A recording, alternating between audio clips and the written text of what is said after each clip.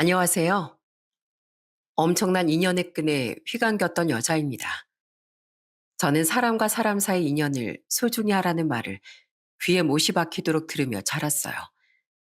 돈 주고도 살 수 없는 귀한 것이 바로 사람과의 인연이라고 말하던 아빠에게 말이죠. 그리고 그렇게 사람을 귀하게 여기던 아빠에게 찾아온 커다란 인연의 끈은 자식인 저마저도 크게 희감아 왔더군요. 저는 그 기적 같던 인연을 널리 알리고 싶어 이렇게 사연을 보내게 됐습니다. 저희 아빠는 건설 현장 소장 출신이세요. 가난했던 젊은 시절 맨몸으로 막노동부터 시작해 차곡차곡 단계를 밟고 올라가셨던 성실한 분이셨죠. 오빠와 전 그런 아빠를 굉장히 존경하고 따르며 평범한 대학을 나와 평범한 직장인으로 성장했어요.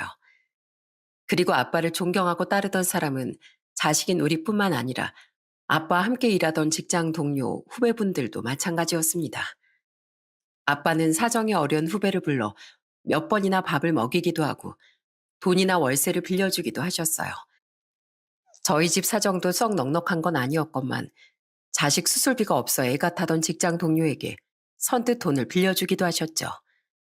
그런 아빠가 못마땅할 만도 하건만 저희 엄마 또한 아빠처럼 천사 같은 분으로 늘 아빠의 뜻을 지지해 주셨어요. 우민아, 혜영아, 항상 사람은 주위에 있는 어려운 사람을 외면하지 말아야 한단다. 사람은 세상을 결코 혼자 살아갈 수 없어. 내 주변의 사람들이 결국 나 자신과 내 인생을 만들어주는 거라는 걸 잊지 말거라. 사람 사는 냄새를 풍기며 살아야 인생이 아름다워지는 거야. 또한 아빤 자기 일에 대한 애착이 남다르셨습니다.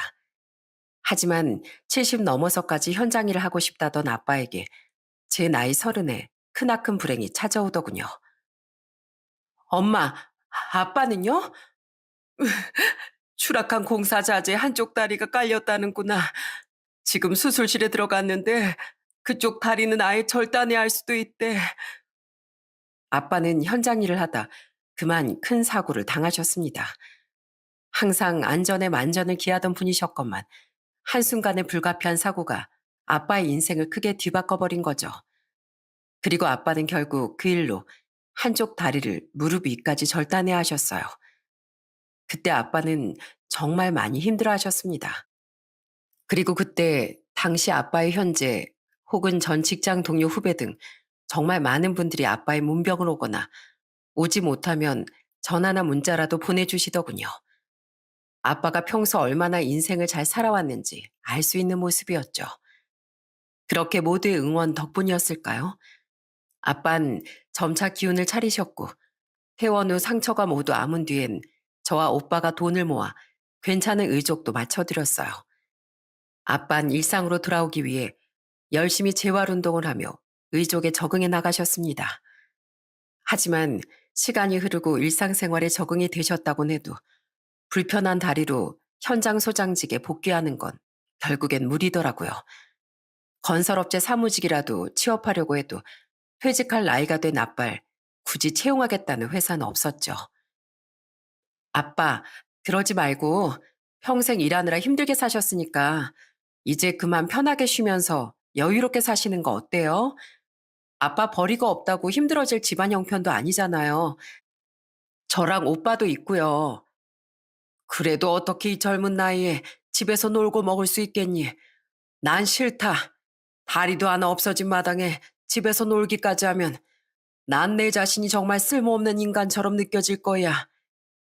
아빠는 씁쓸해 하시면서도 구직을 멈추지 않으셨습니다.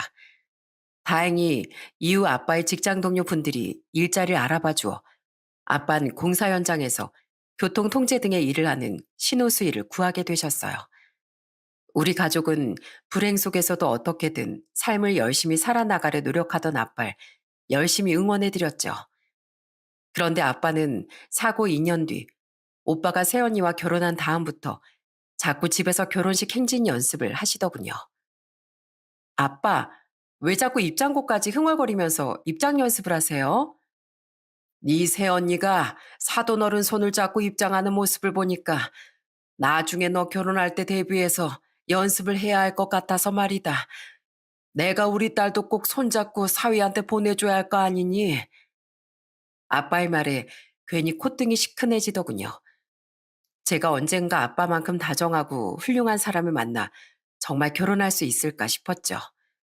그리고 그런 사람은 생각보다 빠른 미래에 제게 찾아왔습니다. 오빠가 결혼한 지 1년 뒤, 저는 소개팅으로 오빠와 동갑이던 3살 많은 예비 남편을 만나게 됐거든요.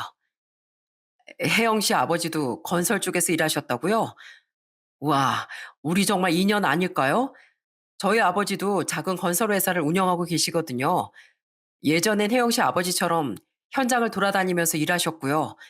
저도 아버지 회사에서 지금 일하고 있어요. 예비 남편은 건설 회사를 운영하는 아버지를 둔 부유한 집 아들이었습니다. 하지만 예비 남편은 꽤 나던 집안 형편 차이는 아랑곳하지 않고 적극적으로 저와 만나고 싶어 했죠. 그렇게 만나다 보니 통하는 부분도 많고 무엇보다 너무 다정하고 성실한 성격에 반해 2년의 연애 끝에 결혼을 결심하게 된 거예요. 저는 예비 남편이 막연하게 어렸을 때부터 잘 살았을 거라고 생각했습니다. 하지만 연애 시절 예비 남편은 자신 또한 어릴 적엔 집이 어려웠다고 말해주더군요. 나 어릴 땐 집이 어려웠었어. 그래서 막내 여동생 태어나기 전엔 할머니 집에 얹혀 살기도 했고, 나 중학교 들어가기 전까진 외갓집에서도 얹혀 살았어. 근데 그때 돈도 못 벌면서 자기들 딸 고생시킨다고 우리 외할머니 외할아버지가 아버지를 엄청 구박하셨어. 어린 내가 보기에도 대체 왜 저렇게 맨날 우리 아버지 못 잡아먹어 안달인가 싶었다니까. 어머니는 일도 안 하셨으면서 두 분이랑 같이 우리 아버지 구박하고 우리 삼남매를 그렇게 살뜰하게 보살펴 주지도 않았어. 그건 내가 중학생 때 집을 구해서 외갓집을 나와서도 마찬가지였지.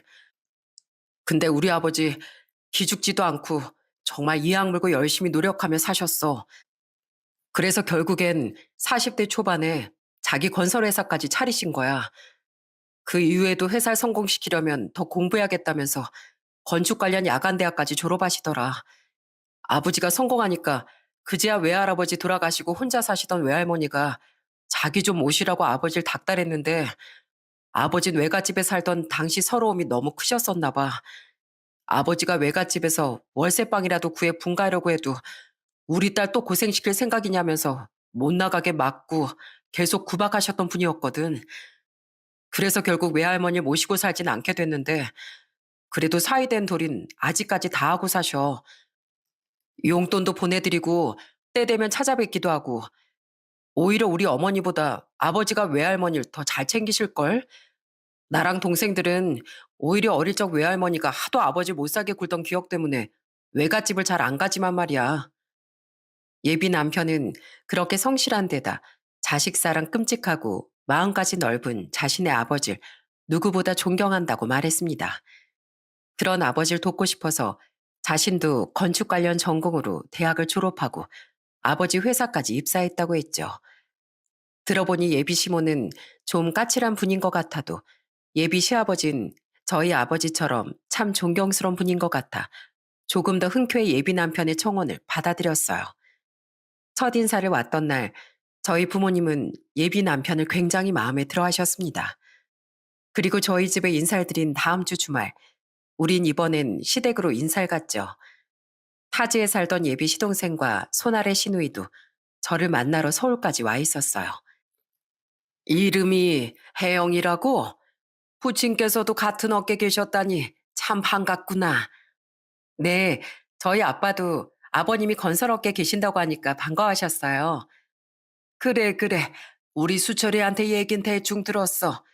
입막 높고 훌륭한 분이셨다고. 원래 이쪽 사람들이 겉으론 거칠어 보여도 참 좋은 사람들이 많아. 치, 같은 건설 일이라도 현장에서 노동하는 사람들이랑 대표인 당신이랑 같아요? 뭐? 나도 현장 출신이야. 그건 날 무시하는 발언이라고. 당신 지금 사람 앞에 두고 그게 할 소리야? 미안하구나, 혜영아. 네 시어머니 될 사람이 원래 저렇게 말을 생각 없이 하는 경향이 있다. 내가 대신 사과하마. 난 절대 그렇게 생각 안 한다. 내가 막노동부터 시작한 사람인데 현장 사람들의 고충을 누구보다 잘 알고 있지 않겠니? 맞아요, 어머니. 제 장인어른 되실 분 정말 훌륭한 분이셨다고 들었어요. 그런 말씀 하지 마세요. 예비 시아버진 굉장히 인상 좋고 상냥한 분이었습니다. 아마 제 예비 남편처럼 말이죠. 예비 시동생과 시누이도 모두 저를 반겨줬던 반면 딱 한 사람, 예비 시모만 절 못마땅해 하는 눈치더군요. 자신의 어머니가 가끔 무례한 모습을 보일 때가 있는 사람이니 미리 미안하다던 예비 남편의 말이 아니었으면 자칫 발끈할 뻔도 했죠. 그래도 예비 시부와 남편뿐 아니라 예비 시동생과 시누이까지 한마음 한뜻으로 예비 시모에게 쓴소리를 하는 모습에 그나마 마음이 풀리더라고요. 그날 집으로 돌아가는 길에 예비 남편은 자신의 어머니 누구에게든 그렇게 까칠하다며 다시 한번 사과를 하더군요.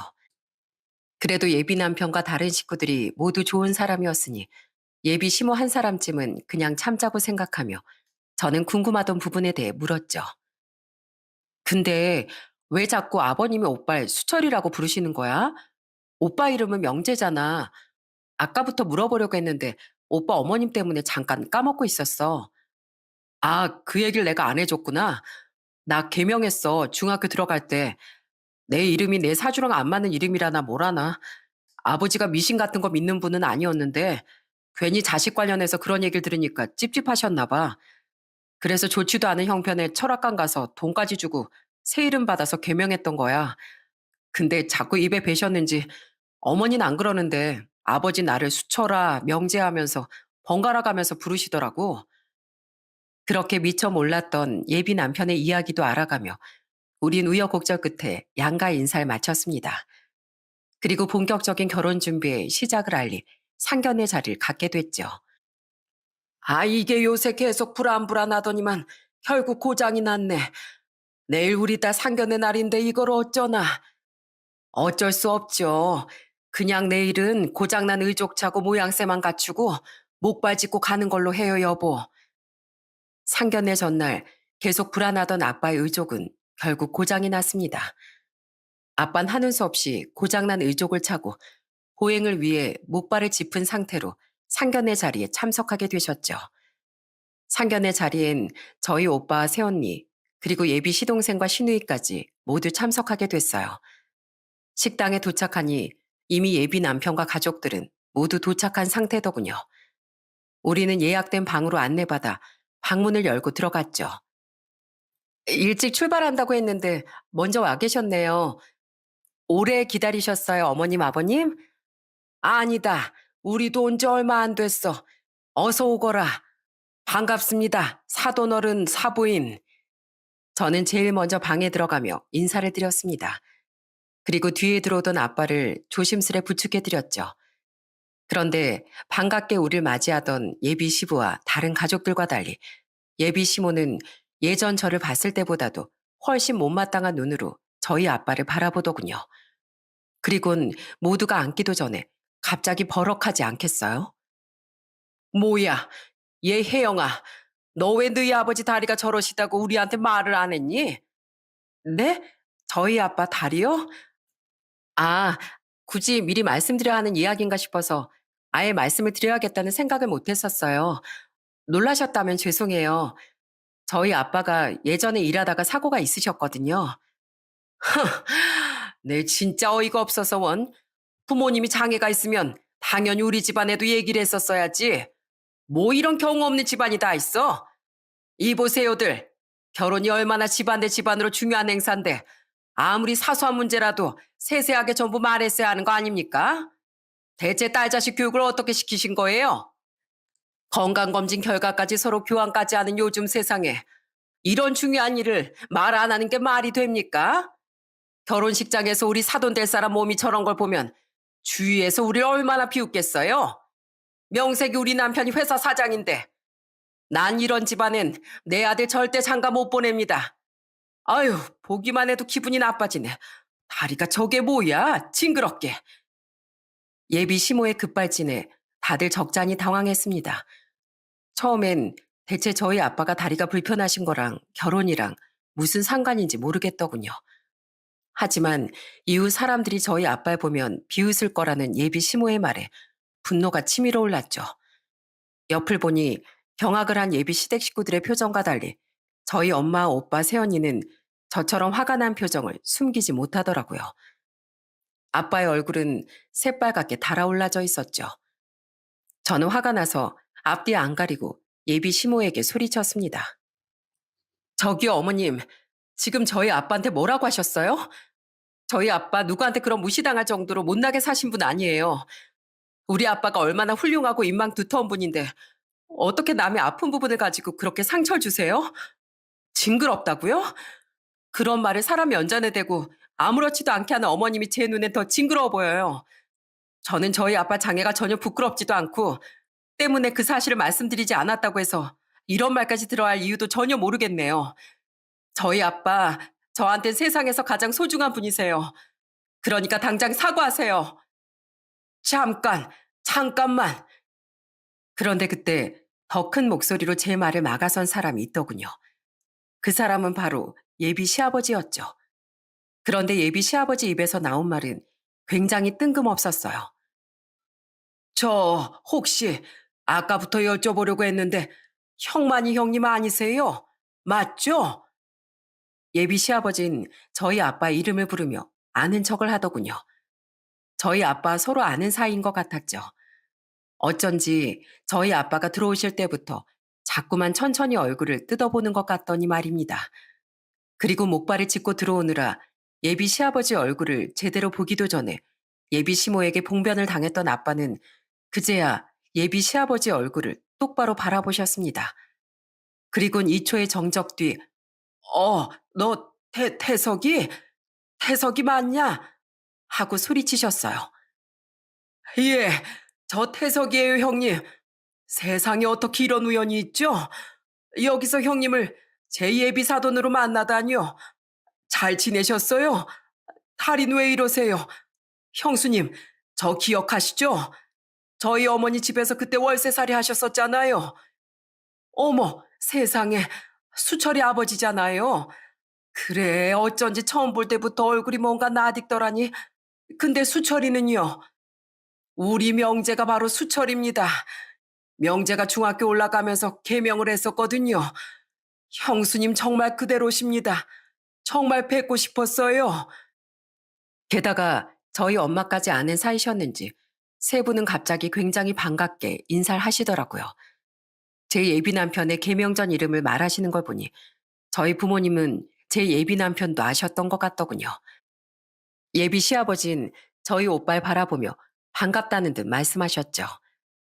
그럼 이 애가 설마 그 조그맣던 우민인가요? 이야, 이 녀석 정말 많이 컸구나. 네 아버지랑 생긴 것도 똑같이 생겼어. 넌 이 아저씨 기억 안 나지? 아저씨가 너 어릴 때 정말 많이 안아줬었는데.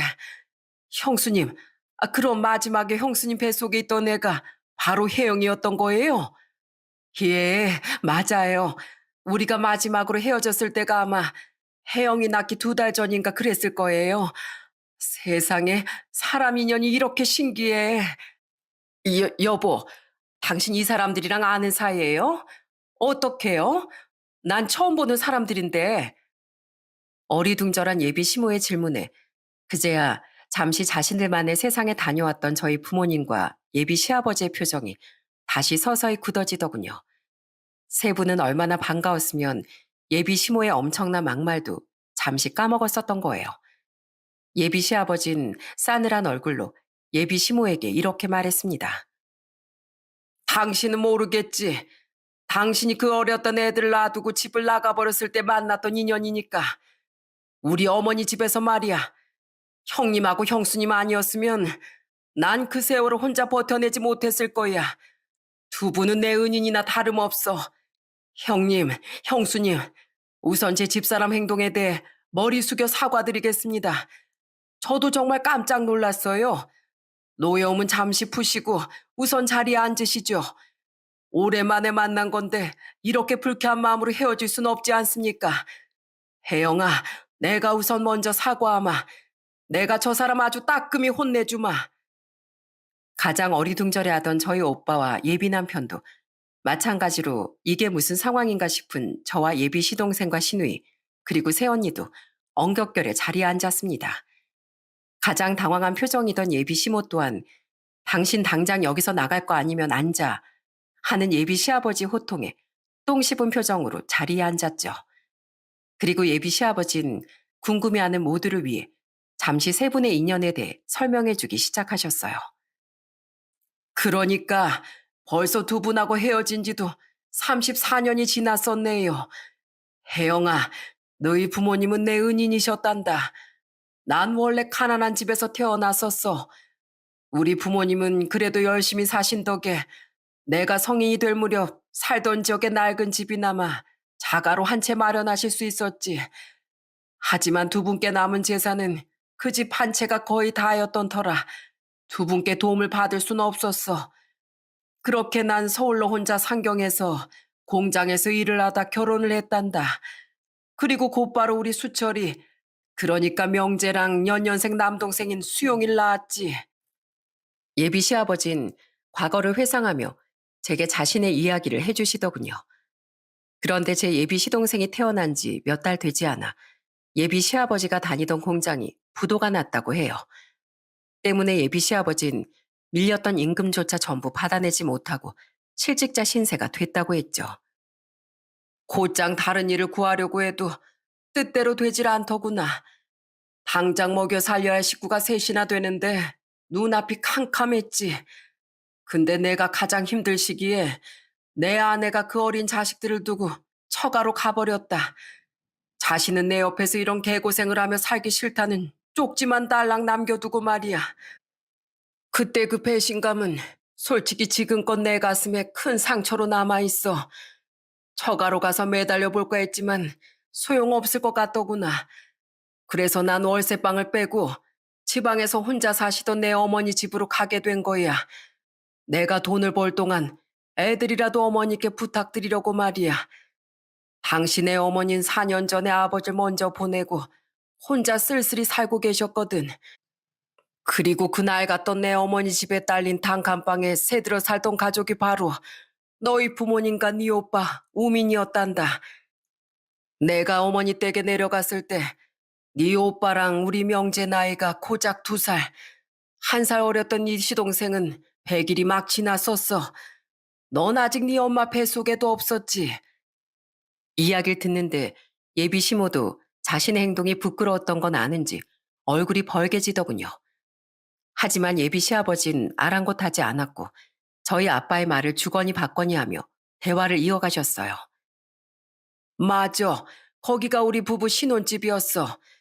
양팔에 어린애들 둘이나 안고 엉엉 울며 주인집 아주머니를 찾아온 태석인 네 얼굴이 아직도 눈에 선하구나. 그때 우리 마당에서 아주머니하고 저녁상을 차려서 같이 먹고 있었지. 아주머니 참 좋은 분이셨는데 당시 가난했던 우리가 월세를 몇 달이나 밀렸을 때도 독촉 한 번 안 하고 다 이해해 주시고 그렇게 푸짐하게 한 번씩 밥상도 차려서 대접해 주시고 말이야.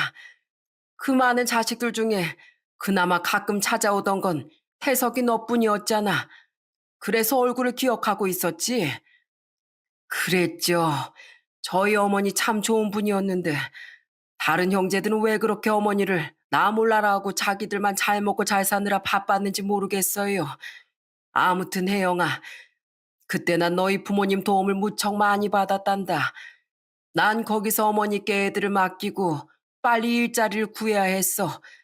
그때 사정을 딱하게 여기고 혹시 몸 쓰는 일이라도 괜찮다면 자기와 함께 일하자며 나에게 건설 현장 일을 소개해 준 사람이 바로 네 아버지였어. 그냥 소개만 시켜준 게 아니라 날 데리고 다니면서 하나부터 열까지 몸을 다치지 않는 요령까지 전부 다 말이야. 자기도 그땐 고작 시키는 대로 일하는 말단이었었으면서 당시 현장 소장한테 욕을 들어먹으면서도 꿋꿋하게 내가 빨리 적응할 수 있도록 도와줬지. 어디 그뿐이게? 너희 어머닌 건강이 별로 안 좋으셨던 우리 어머니를 도와 내 아들들을 돌봐주셨어. 똑같이 어리던 네 오빠를 키우기만으로도 벅찼을 텐데 우리 애들을 자기 집에 데려가서 분유랑 이유식 먹이고 씻기고 놀아주고 아플 땐 누구보다 먼저 병원까지 얻고 달려가 주기도 했지. 명재 네가 한 번은 열이 펄펄 난 적이 있었는데 그때 빠르게 병원에 널 데려가 준 혜영이 어머님이 아니었다면 목숨이 위험했을 거라고 하더라. 놀랍게도 엄마는 예비 시아버지의 어머니를 도와 예비 남편과 시동생을 거의 키우다시피 하셨었다는군요. 몸이 아픈 집주인 아주머니 혼자 애 둘을 다 보는 건 무리라면서요. 예비 시아버지 어머니는 그런 엄마에게 넘치도록 고마워하며 나중엔 월세도 깎아주셨다고 했죠. 우리 두 집안은 나중에 나의 늘 식사도 함께 하면서 한 가족처럼 살았어. 들어보니 내가 어머니 집에서 살기 이전에도 너희 부모님은 우리 어머니를 많이 챙겨주셨었다는구나. 집에 남자 손이 필요한 일이 있으면 네 아버지가 가장 먼저 달려가 줬고 혼자 쓸쓸해 하시던 우리 어머니에게 먼저 식사도 같이 하자고 하면서 이것저것 반찬도 싸왔었다고 하셨어. 그러니까 우리 어머니도 고마워서 너희 부모님에게 더 자주 식사 대접도 해주고 잘해주셨던 거지. 나와 어린애들을 두고 도망간 내 아내에게서 받은 상처를 난 너희 부모님에게서 많이 치유받았다. 한 번은 내가 공사장에서 다친 적이 있었는데 나몰라라려던 소장에게 끝까지 따져 물어 결국 회사 측에서 보상을 받아내주기도 한 게 바로 네 아버지야. 그렇게 서로 의지하며 살아가던 어느 날 예비 시아버지 어머니께서 쓰러지신 채 발견되셨다는군요. 원래도 몸이 좋지 않던 분이었는데 아무도 일어나 있지 않았던 새벽에 마당에 있는 장을 뜰어 나오셨다가 뇌출혈로 그만 쓰러지셨던 거죠. 그 모습을 가장 먼저 발견했던 사람이 저희 아빠였다고 해요. 집에서 아무것도 모르고 자던 난 네 어머니가 울면서 우리 집 문을 두드리기에 정말 깜짝 놀랐다. 네 아빠가 내 어머니를 병원에 모시고 갔으니 얼른 가보라고 엉엉 울면서 말해주시더구나. 난 그렇게 우리 애들을 네 엄마에게 맡기고 병원으로 급하게 달려갔지. 결국 내 어머니는 발견이 너무 늦어 병원으로 옮겨진 지 일주일 만에 돌아가셨다. 그때가 내가 어머니 집에서 산지 거의 2년이 다 됐을 때였어. 엄마 아빠는 예비 시아버지 아이들을 돌봐주며 시아버지 어머니 문병도 꼬박꼬박 갔었다고 해요. 심지어 당시 병원비가 없던 예비 시아버지에게 갚지도 말라며 병원비도 전부 내주셨다고 했죠. 저희 부모님 또한 형편이 어려웠는데도 모아둔 돈을 선뜻 내주신 거예요. 그렇게 예비 시아버지 어머니가 돌아가신 후 혐오스럽게도 시아버지 형제들은 그제야 나타나 얼마 안 되는 유산 다툼을 했다더군요. 예비 시아버지가 자기 어머니의 병원비조차 없어 형제들에게 전화를 돌렸을 때도 그렇게 나몰라라 하더니 말입니다. 결국 어머니의 낡은 주택과 약간의 재산은 모두 형제들이 나눠 가지게 됐어. 때문에 집을 내놓을 수밖에 없었지. 그런데 마침 그때 내 아내, 이 사람이 다시 내게 돌아오겠다고 연락을 해오더구나. 대신 자기가 지금 지내고 있는 자신의 부모 집, 그러니까 내가 서울에 있는 처가로 들어가서 살길 원했어. 그 시대에 이혼녀라는 꼬리표를 달고 싶지 않으니 내가 처가살이에만 동의하면 날 다시 받아주겠다고 하더라고. 솔직히 배신감이 아직 많이 남아 있었지만 여전히 애들이 어렸고 난 또 돈을 벌어야 했기에 애들 엄마가 필요했단다. 그리고 이 사람도 오죽 힘들었으면 애들까지 버리고 떠났을까 싶어서 그냥 눈 딱 감고 한 번만 용서해 주기로 한 거야. 그렇게 난 애들과 함께 처가살이를 하게 됐고 집이 팔렸으니 너희 부모님도 이사를 가야 했기에 우린 그렇게 헤어지게 됐다. 뱃속에 네가 들어있어 네 엄마 배가 남산만할 때 말이야. 아빠와 예비 시아버지는 아쉬움을 뒤로하고 그렇게 작별을 했다고 합니다. 아빠는 예비 시아버지의 처가 전화번호를 받아뒀었는데 솔직히 예비 시아버지의 부모님 댁도 아닌 처가에 전화를 걸기가 어려웠다는군요. 예비 시아버지 또한 예전 제 예비 남편에게 들었던 것처럼 처가에서 구박을 받으며 이를 악물고 사느라 전화할 여유가 없었다고 하시더라고요. 그러다 아빠가 지인에게 권유받아 서울로 일터를 옮기게 되며 아빠는 받았던 연락처를 잃어버리셨다고 해요. 그렇게 두 집안은 완전히 연락이 끊겼던 거죠. 그 뒤로 예비 시아버진 예비 시모와의 사이에서 막내인 딸까지 낳고 열심히 살다가 이렇게 사업 성공도 했었던 거예요. 형님께서 같은 서울에 살고 계신 걸 알았다면 분명 찾아뵀을 거예요. 수소문을 해서라도 형님과 형수님을 찾았어야 했는데 사는 게 바빠서 미루고 미루다 보니 어느새 이 나이가 됐더라고요. 사는 게 다 그런 거지 뭐. 내가 현장에서 사고로 다리가 이렇게 된 것처럼 말이야. 과거 추억팔이 이만하면 됐으니 이젠 당신 차례야. 당신 빨리 형님께 사과드려. 아무리 나랑 아는 사이가 아니었어도 어떻게 사돈 되실 분한테 그렇게 상처 주는 말을 할 수가 있어? 아, 아니, 난 그냥 이야기를 마친 예비 시아버진 두 집안의 남다른 인연을 듣고 더욱 얼굴이 사색이 돼 있던 예비 시모에게 차갑게 말씀하시더군요. 그리곤 더듬대는 예비 시모의 눈에서 눈물이 쏙 빠질 만큼 화를 내셨죠. 난 이 결혼 처음부터 반대할 생각 전혀 없었고 지금은 더더욱 그 생각이 확고해. 열심히 살다가 사람이 사고로 다리를 다칠 수도 있는 거지. 어쩜 그렇게 사람 생각이 이기적이고 천박해. 우리 형님하고 형수님, 자기만 잘 먹고 잘 살겠다고 도망간 당신 대신해서 그 어렸던 우리 두 아들 녀석을 거의 키워주다시피 하고 나한테 이쪽 일도 가르쳐준 은인들이야. 당신은 귀찮다고 잘 찾아뵈러 가지도 않았던 내 어머니, 우리 어머니도 자식처럼 챙겨줬던 천사 같은 사람들이라고. 그런데 감히 그런 형님한테 어떻게 그렇게 심한 막말을 해. 형님 아니었으면 난 아마 이 자리에 있지도 못했을 거야. 대체 당신 왜 그랬어? 이 결혼 깨려고? 깨면 당신한테 무슨 득이 있는데? 당신이 언제부터 자식들 생각을 그렇게 했다고? 매번 자기 사치에만 신경 쓰고 애들 학창시절에 아침밥도 제대로 차려주지도 않았으면서 진짜로 명절 생각해서 그런 거라는 거짓말은 할 생각도 하지 마. 얼른 바른 대로 말 안 해? 사실은 아는 여자가 명재 소개시켜주고 싶다던 의사 아가씨가 있었단 말이에요. 한 번 먼저 만나보니까 집도 잘 사는 아가씨길래 내가 며느리로 점 찍어뒀었어요. 근데 뜬금없이 아빠란 사람은 무슨 신호수로 박봉받고 일하는 사람이라지 직업도 직장도 별 볼 일 없는 여자애랑 결혼한다는데 내가 성에 차겠어요? 나도 사장 마누라 모임에서 나름 체면이 있는데 안 그래도 다들 날 국졸이라고 무시하는데 며느리는 좀 그럴싸한 애가 들어와야 내 면이 살죠.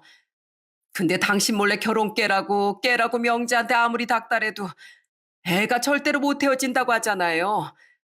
그래서 내가 직접 상견례 자리에서 깽판을 치면 하혼시킬 수 있을까 해서 작정하고 왔었어요. 근데 그 와중에 예비 사돈다리가 저런 걸 보고 이거다 싶었던 거라고요.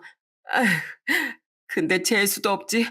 당신하고 그렇게 아는 사람들일 줄 누가 알았겠어요? 아는 사람이든 아니든 사람이 그렇게 마음을 못 나겠으면 안 되는 거야. 며느리가 집 안 좋고 직업 좋으면 당신 체면이 살아? 흥, 웃기지 마. 진짜 체면은 자기 스스로 세우는 거야. 국졸이 창피하면 내가 검정고시 보라고 몇 번이나 말했어. 근데 당신이 귀찮아서 안 한 거 아니야. 게다가 배우고 싶은 거 있으면 얼마든지 배우래도 맨날 놀러 다니고 쇼핑하러 다니느라 내 말은 귓등으로도 안 들었으면서 당신 체면은 자식 눈에 눈물 내면서까지 세우고 싶었어? 정신 차려 이 사람아. 당장 사과 안 해? 사과 안 하면 카드 다 뺏고 집에서 아주 쫓아낼 줄 알아. 예비 시아버지 호통에 결국 예비 시모는 눈물을 뚝뚝 흘리며 마지못해 웅얼거리며 사과를 하더군요. 하지만 예비 시아버지가 더 크게 화를 내자 그제야 다시 제대로 된 사과를 했죠. 죄송합니다, 사돈어른. 죄송합니다, 사부인. 제가 말이 너무 심했습니다. 한 번만 용서해 주세요. 미안하다, 혜영아. 네, 어머님. 솔직히 저 아직도 너무 화가 나는데요. 저희 부모님하고 아버님 인연이 너무 남다르다기에 지금 꾹 참고 있는 거예요. 근데 저 이 말씀은 꼭 드리고 싶어요. 저 제 욕하는 건 참아도 저희 부모님 욕하는 건 절대 못 참아요. 그러니까 앞으로 더는 제 앞에서 저희 부모님에 대해 그렇게 말씀 안 해주셨으면 좋겠어요. 알았다. 내 조심하마. 나도 정말 미안하다, 혜영아. 마음에 상처 많이 받았지? 다시 한번 죄송합니다. 형님, 형수님. 제가 이 사람 절대 앞으로 혜영이한테 시어머니지 못하게 할게요. 그러니까 저 한 번만 믿고 부디 노연 푸시고 이 결혼 이대로 진행하게 해주시면 안 될까요? 저는 두 분하고 진심으로 사돈지간을 맺고 싶습니다. 그리고 무엇보다 저희 아들은 정말 착하고 성실한 아이예요. 그런 저희 아들이 혜영이를 정말 너무나도 좋아합니다. 당신, 만약 앞으로 우리 혜영이한테 심술 부리기라도 하면 나 그땐 당신 정말로 아예 집에서 쫓아낼 거야. 나 그동안 당신이 내조는커녕 애들한테 엄마 노릇도 제대로 못해도 그래도 애를 셋이나 낳고 산 사이니까 의리고 정으로 당신 행동 참아줬어. 근데 만약에 당신 욕심 때문에 우리 아들 인생까지 망치려고 들지? 그럼 그땐 당신 정말 내 인생에서 아웃이야. 명심해. 예비 시모는 시아버지의 사나운 말에 눈물을 흘리며 고개를 끄덕이더군요. 그날 상견례는 그렇게 마냥 기쁘지도 또 마냥 화를 낼 수도 없는 어중간한 분위기에서 끝이 났죠. 예비 남편은 그날 저녁 제게 전화로 다시 한번 더 자기 어머니의 일에 대한 사과를 하더라고요. 우리 어머니 집에 와서 아버지한테 한 번 더 된통 혼인하셨어. 그래도 혜영이 너도 장인 장모님도 우리 가족을 용서해 주셔서 얼마나 감사한지 몰라. 저희 부모님 또한 예비 시모에게 앙금이 남아있긴 했지만 예비 시아버지와의 엄청난 인연만은 기쁘기 그지없어 하셨습니다. 때문에 제 결혼을 크게 반대하진 않으셨죠. 그렇게 저와 예비 남편은 결혼을 해서 정식 아내와 남편이 되었어요. 시아버진 우리에게 좋은 신혼집도 마련해 주시더라고요. 남편과 결혼식을 올리기 전에도 시아버지 몇 번이나 저희 집에 놀러 오셨습니다. 한 번은 의족이 망가진 앞발 위에 비싸고 좋은 의족을 맞춰주기도 하셨죠. 이렇게 비싼 의족을 제작하러 가자고? 아, 난 못해. 이런 비싼 선물은 못 받아. 형님, 제가 살면서 가장 후회했던 게 뭔지 아세요? 형님하고 형수님께 받은 은혜를 한 번도 못 갚았다는 거예요. 제가 형님 덕에 이렇게 건설업계 들어와 자수성가도 한 거 아니겠습니까? 그러니까 그때 못 갚은 은혜 이렇게라도 갚게 해주세요. 저 이 정도는 아무렇지도 않게 느껴질 정도로 정말 두 분께 감사한 마음 한 번도 잊지 않고 살았습니다. 형제 같지도 않은 형제들보다 오히려 형님과 형수님이 제 진짜 형제고 가족처럼 느껴지기도 했어요. 그러니까 제발 제 마음 좀 받아주세요. 또 한 번은 자신의 집에 고이 간직하고 있던 과거의 사진들을 가져와 세 분이서 추억을 공유하시더군요. 그때 남편도 시아버지를 따라왔었는데 저희 오빠 부부도 마침 조카와 함께 저희 집에 와 있었어요. 어머머, 아유, 우린 이사 오면서 그때 그 집에서 찍은 사진들 다 잃어버렸었어요. 근데 이렇게 보니까 너무 반갑다. 예, 우민아, 너 여기 와서 이 사진 좀 봐라. 여기 너랑 우리 김서방이랑 김서방 동생까지 셋이서 찍은 사진도 여러 장 있다. 너희 셋이서 얼마나 아웅다웅하면서 잘 놀았는지 몰라. 둘이 헤어졌을 때가 고작 4살이라 아예 기억 못하지? 엄마는 오래전 낡은 메리앗을 입고 슬리퍼를 신고 있던 오빠와 제 남편, 그리고 두 사람보다 1살 어렸던 시동생의 사진을 보며 웃으셨습니다. 서로를 기억하지 못했던 남편과 저희 오빤 서로 멋쩍은 듯 눈을 마주치며 웃었죠. 물론 언제 그렇게 어색했던 시절이 있었냐는 듯 시간이 흐른 지금 두 사람은 중마고우처럼 친하고 편한 사이가 됐지만은요. 그렇게 우리가 결혼한 후에도 시아버지와 저희 부모님은 남다른 친분을 계속해서 이어가셨어요. 또한 제가 결혼한 지 얼마 안 됐을 때 시아버진 저희 아빠에게 또 다른 놀라운 선물을 주시더군요. 혜영아, 나 네 시아버지가 자기 회사의 고문 자격으로 취직시켜줬다. 현장 일에 빠삭한 나만큼 현장 일에 대해 자세하고 세세히 조언해 줄 사람은 또 없을 거라면서 말이야. 정말요? 너무 잘 됐어요, 아빠. 시아버진 계속해서 건설 일에 목말라 하시던 저희 아빠를 자신의 회사에 고문 자격으로 취직시켜 주신 거예요. 아빠는 아닌 척해도 굉장히 좋아하시더라고요. 신호수 일은 현장 일이긴 하지만 건설 일을 직접 하는 건 아니었기에 사실 많이 아쉬우셨다면서요.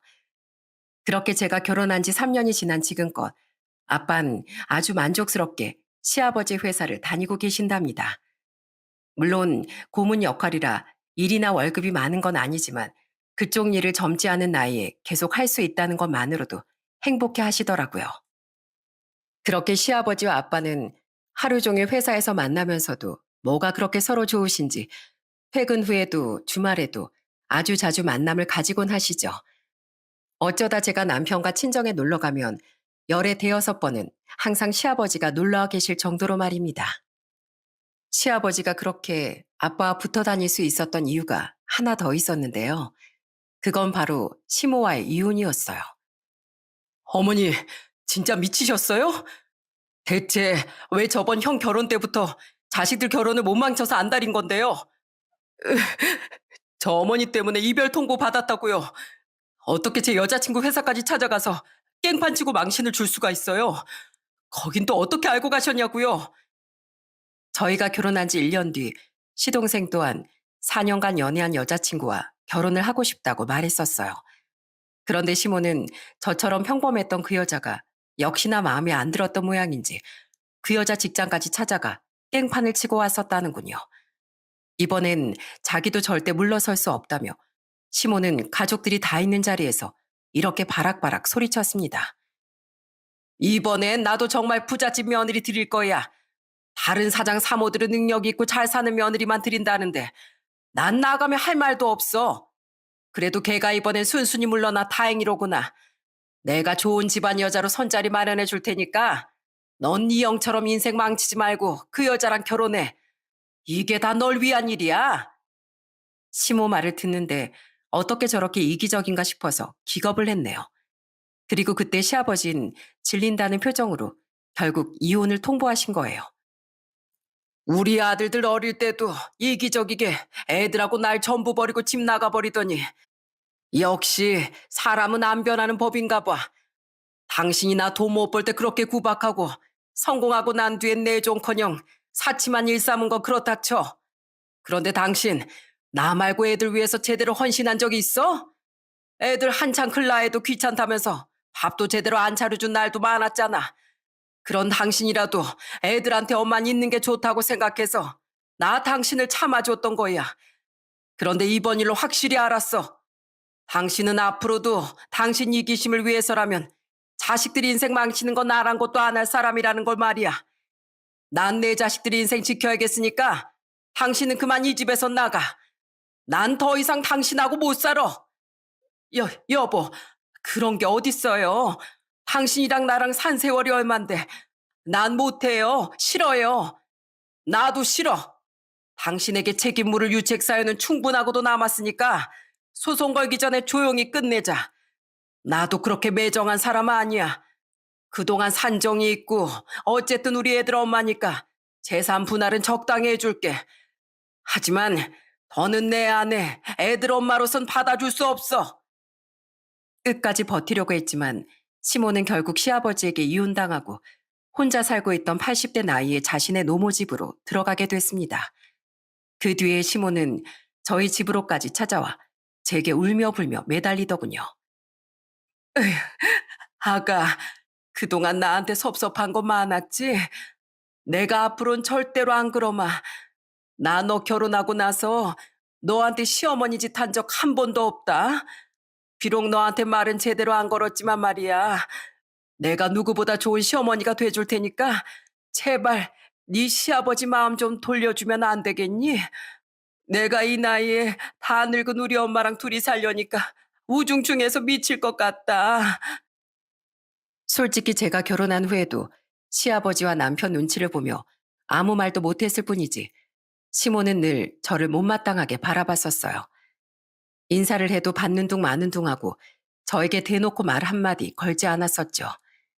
시아버지가 화를 내면 내가 뭐 시어머니 짓한 거 있냐면서 오히려 적반하장으로 화를 내면서 말입니다. 저희 아빠를 욕되게 했던 데다 저를 투명인간 취급하던 그런 시모를 위해 제가 시아버지를 설득할 이유는 아무것도 없었어요. 하지만 그래도 남편의 어머니였던지라 죄송하지만 어렵겠다는 대답만 했는데 계속 매달리려던 시모를 쫓아낸 건 바로 남편이었죠. 제발 그만 좀 하세요, 어머니. 솔직히 어머니가 자식인 우리들을 조금만 살뜰하게 챙겨주셨어도 제가 이렇게 매몰차게까지 굴진 않았을 거예요. 그래도 우리 남매들은 자식들한텐 별 관심 없으셨어도 우리 어머니니까 어떻게든 자식된 도린 다 하고 살려고 했어요. 근데 예전 저희 장인어른께 했던 막말도 그렇고 이번에 수영이 여자친구까지 찾아가 난동 피우신 건 너무하셨던 거예요. 자식은 어머니 욕심을 채워주기 위한 도구가 아니라고요. 아버지와 이혼하고 싶지 않다고 하셨죠? 근데 전 아버지 자식으로서 그런 어머니 응원 못합니다. 우리에게 관심 없던 어머니 대신해서 바쁘게 일하면서도 우리 밥 챙겨주고 옷도 빨래도 해주시던 우리 아버지 인생, 저는 이제 더 행복하시라고 응원해드리고 싶어요. 그러니까 이만 돌아가세요. 시모는 남편의 말에 이 배은망덕한 자식 하고 소리를 질러댔습니다. 시모에게 큰 상처를 받은 시동생은 시모와 인연을 끊다시피 하더군요. 남편도 시모를 별로 보고 싶어 하지 않아 지금 그나마 어쩌다 한 번씩 시모와 연락하고 사는 건 시누이가 유일하답니다. 그리고 다행히 시동생은 당시 헤어졌던 여자친구와 무사히 재결합하여 작년에 웨딩 마치를 올렸답니다. 지금 시모가 빠진 우리 양가는 아주 사이좋게 살고 있어요. 시아버지와 저희 부모님은 나중에 완전히 은퇴하신 후엔 세 분이서 시골에 주택을 짓고 1층과 2층에 나눠서 살 계획을 세우고 계시더군요. 그래서 예전에 같이 살던 내 어머니 집에서처럼 다 같이 마당 평상에서 고기도 구워 먹고 너희들도 기분 전환 삼아 놀러 오게 하면 너무 좋지 않겠니? 그치 큰애야?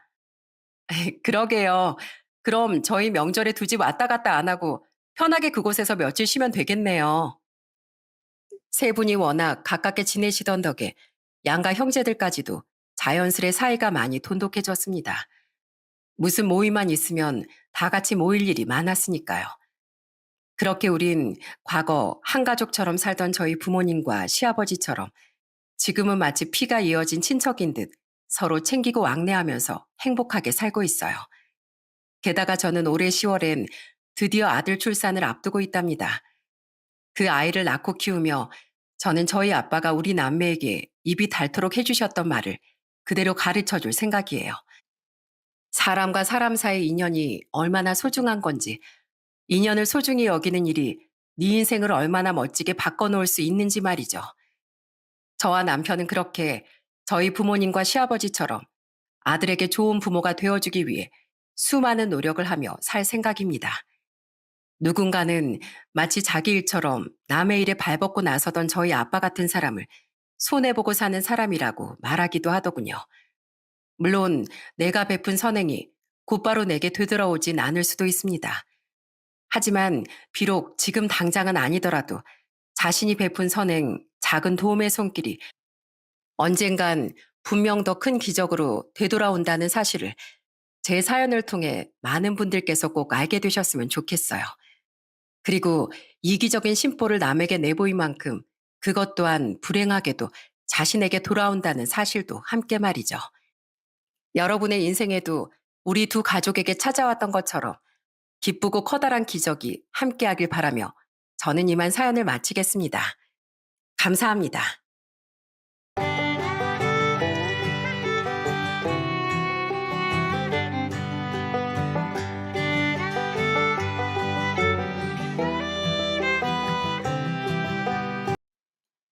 세월이라는 게 참 야속합니다. 지금 알고 있는 걸 그때도 알았으면 좋았을 텐데 싶은 순간이 너무나도 많은데 다시 돌아갈 수가 없죠. 내가 어리석어 저지른 일을 후회해봐야 뭐 하겠느냐마는 가끔은 정말이지 시간을 되돌리고 싶다는 생각을 멈출 수가 없습니다. 아마 이런 생각을 하는 것이 비단 저뿐만은 아닐 거라고 믿지만 저처럼 후회 막심한 인생을 산 사람은 많지 않을 것 같아요.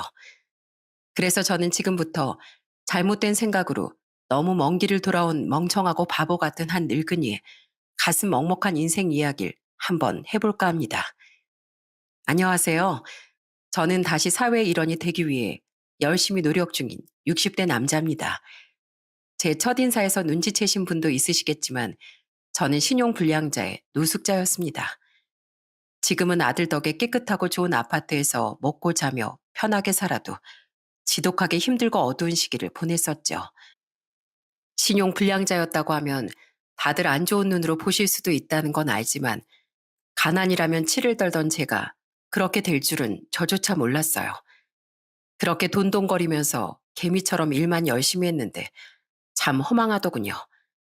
정말이지 돈은 있다가도 없는 거라던 그 말이 딱 맞았습니다. 모든 것이 일장춘몽, 하룻밤의 꿈처럼 사라져버렸죠. 하지만 제게도 돈에 집착할 수밖에 없었던 사연은 있었습니다. 변명 같겠지만 정말 그럴 수밖에 없었어요. 어릴 때 집이 참 가난했는데 정말 찢어지게 가난하다는 말은 딱 저희 집을 놓고 하는 말이나 다름없었거든요. 쌀통에 쌀은 있는 날보다 없는 날이 더 많아서 라면 하나를 한 번에 다 끓여 먹지도 못했어요. 라면 하나를 3등분해서 아침, 점심, 저녁으로 나눠 먹고 물로 배를 채웠죠. 요즘처럼 먹을 것 많은 시기에 참 거짓말 같죠? 하지만 정말 그랬습니다. 그마저도 없어서 쫄쫄 굶는 날이 참 허다했어요. 그럴 땐 배가 부를 때까지 물을 마시는데 맹물은 속이 너무 쓰려서 간장이며 설탕이 조금 있으면 그걸 약간 타서 마시기도 했죠. 그도 그럴 것이 제 아버지 노름판에 푹 빠져 헤어나오지 못하는 도박꾼이었습니다. 어머니께선 그저 평범한 가정주부였는데 아버지께서 매번 술 먹고 노름하느라 어머니께서 열심히 일해서 벌어온 돈을 한 푼 남기지도 않고 털어가셨거든요. 아무리 숨기고 감춰도 어찌나 귀신같이 찾아내던지 그야말로 1,000원짜리 한 장을 남기지 않았습니다. 그래서 어머니께선 어린 절 어떻게든 먹여 살리려고 돈이 생기면 먼저 라면이며 쌀을 사두셨는데 나중엔 그걸 또 내다 팔아 노름을 하러 가시더군요. 그래도 참 돈만 가져가면 다행이었던 것이 아버지께선 돈을 잃는 날엔 빚을 져서라도 술을 먹고 들어오셔선 저와 어머니께 주먹을 휘두르셨습니다. 가뜩이나 없는 세간살이는 매번 깨지고 부서지기 일쑤였고 집에 이가 나가지 않은 그릇이 없을 지경이었죠. 이놈의 집구석! 서방이 사업을 좀 해보겠다는데 마누라란 년이 도와주지 못할 망정. 돈 내놔. 어디다 숨겼어? 내가 그 돈 10배, 20배로 불려오면 될 거 아니야. 어딨어? 돈 내놔. 제발 그만해. 먹고 죽을래도 없는 돈 어디서 찾아. 안 돼. 왜 우리 성환이까지 때려. 아, 차라리 죽여. 날 죽여 이놈아. 성환이 때리지 마. 정말이지 집안이 조용할 날이 없었습니다. 어머니께서 늘 저를 감싸며 도망시키시느라 정신이 없으셨고 저는 그런 어머니를 감싸려고 버둥대고 지옥이 있다면 아마 거기가 지옥이었을 겁니다. 멀쩡하게 평범한 보통의 사람으로 산다는 게 뭔지 저는 알 수가 없었습니다. 보고 듣고 자란 것이 그런 것이니 알 리가 없었죠. 상황이 그러니 학교를 못 나가는 날이 많았고 도시락 같은 건 언감생심, 꿈도 못 꿨어요. 학교에 회비를 못 내서 불려가는 건 그야말로 일상적인 일이었습니다. 점심시간이면 밥은 밖에서 사 먹을 거라며 친구들에게 핑계를 대고 으슥한 곳에서 혼자 시간을 보내다 교실로 들어갔고요. 사 먹기 뭘 사 먹어. 제 주머니에 100원은커녕 10원짜리도 하나 없을걸? 성환이 집 완전 가난해. 거의 거지나 다름없어. 우리 엄마가 같은 동네에서 슈퍼하는데 맨날 외상한다고 그러더라고. 외상도 꼭 라면 한 봉지, 두 봉지, 계란 하나 이러고. 근데 친구들은 제가 점심시간마다 밖에서 밥을 사 먹는다는 말이 다 거짓말이라는 걸 알고 있더군요. 그것도 모자라 저희 집이 가난하단 이유로 뒤에서 놀리고 조롱하며 온갖 나쁜 말들을 퍼뜨렸죠. 하루는 그 이야기를 우연히 들은 제가 화를 참지 못하고 주먹질을 하며 싸운 날도 있었습니다. 결국 어머니께서 학교에 불려오시고 제 욕을 한 친구놈들과 그 부모들 앞에서 무릎 꿇고 잘못했다고 비시는데 그야말로 억장이 무너졌죠. 온 학교에 저희 집 집안 사정이 다 알려져서 더 큰 놀림감이 된 건 당연한 일이었고요. 너무 부끄럽고 창피하고 쥐구멍이라도 있으면 들어가서 숨고 싶고 어머니 잘못도 아닌데 무릎까지 꿇은 어머니를 그땐 참 원망도 많이 했습니다. 참 멍청했죠. 가장 속상했을 사람은 내가 아니라 바로 어머니셨을 텐데요. 아무튼 제가 그때 중학생 때였는데 그 일로 어머니께선 아버지께 대들며 맞서 싸우시다 병원에 실려가셨습니다. 팔이 부러지고 가벼운 뇌진탕까지 와서 병원에 한동안 입원하셨는데 상태가 많이 위중하셨죠. 아버지 같은 날라리 망나니와 결혼했다는 이유로 연을 끊었던 외가에서 그 소식을 듣고 한달음에 찾아올 정도로요. 자네, 어떻게 사람이 애를 이 지경으로 만들 수가 있나? 뭐, 뇌진탕? 골절? 남자놈이 여자 이렇게 될 때까지 때려? 내가 그래서 처음부터 자네와 결혼을 반대했던 걸세.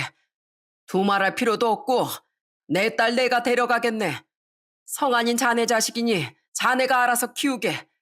한 번만 더 내 딸 아이 곁에 얼씬거리면 그땐 정말 가만두지 않을 줄 알아. 외가에선 아버지의 자식인 절 탐탁지 않게 여기고 계셨고 어머니를 집으로 데려가겠다 선언했습니다. 그리고 얼마 뒤 외할머니 외할아버지께서 오셔서 어머니 짐을 싸서 나가셨고 그 뒤로 전 어머니를 볼 수가 없었어요. 나도 데려가지 왜 나만 이 지옥에 남겨두고 저렇게 사라지셨나. 원망하지 않았다면 거짓말일 겁니다. 어머니께서 나가시고 난 뒤 아버지께선 제게 학교 그만두고 공장이나 들어가라며 저를 복날 개 잡는 것처럼 매일 때리셨거든요. 하지만 전 그렇게 아버지께 두들겨 맞으면서도 끝끝내 고등학교를 졸업했습니다. 그리고 졸업하자마자 학교를 다니며 몰래 몰래 일했던 돈을 들고 집을 나왔고요. 사실 고등학교를 졸업하고 싶다는 말은 핑계고 당장 학교를 그만두면 제가 번 돈을 아버지께서 가져가실 게 분명해서 그만둘 수 없었어요. 아버지께서 학교까지 뒤지지는 못할 테니 학교만이 유일하게 아버지로부터 자유롭고 안전한 은신처였던 셈이죠. 저는 그렇게 집을 뛰쳐나와 잠만 자는 방을 얻어서 닥치는 대로 일을 했습니다. 노가다도 하고 공장에도 들어가 일하면서 전국 각지를 전전했죠. 그러다 배를 타면 돈을 많이 준다고 해서 1년 정도 배를 타기도 했습니다. 참 말로는 다 못할 힘든 시간들이었어요. 죽기 아니면 살기로 아득바득 돈만 벌었습니다. 그렇게 쌈짓돈을 모아서 자그마한 건설회사를 만들며 정착했어요. 제가 부모복은 없어도 사업복은 있었는지 그 조그만 구멍가게 같은 회사 하나가 쑥쑥 잘 커서 돈도 많이 벌 수 있었죠. 여기저기 노가다판을 굴렀던 게 도움이 많이 됐습니다. 제가 공부는 못했어도 사업머리도 있고 현장 돌아가는 걸 잘 아니까 일하기도 수월했죠. 그렇게 20대 전부를 일만 하며 보냈습니다. 통장에 차곡차곡 쌓이는 돈만이 제 삶의 낙이었죠. 그런데 이제 그리 돈도 잘 벌고 생활이 딱 안정되니 거래처 사장님이다 회사 직원이다 주변에서 맞선이 줄줄이 들어오더군요. 제가 그때 이제가 30이었는데 슬슬 혼자는 외롭고 가정을 꾸리고 싶다 생각하던 차라 그 이야기를 받아들였고요. 그렇게 처음으로 나가본 맞선 자리에서 한 여자를 만났고 그 여자가 제 아내가 되었답니다.